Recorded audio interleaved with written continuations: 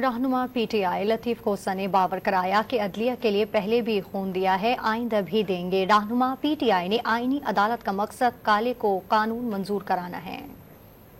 हम इस आजाद अदलिया के लिए पहले भी हमने खून दिया था, पहले भी हमने जानों का नजराना दिया था, आज भी हम आजाद अदलिया के साथ खड़े हैं।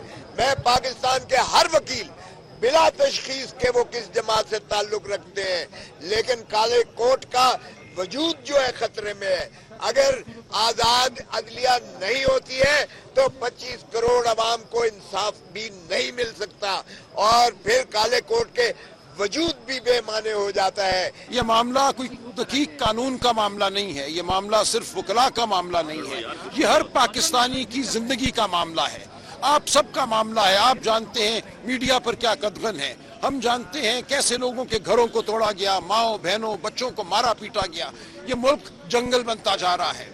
और जो आईनी पैकेज लाया गया है इसका मकसद सिर्फ एक है और उस अदालत के जरिए हर स्याह काम को ठीक करवाया जाए।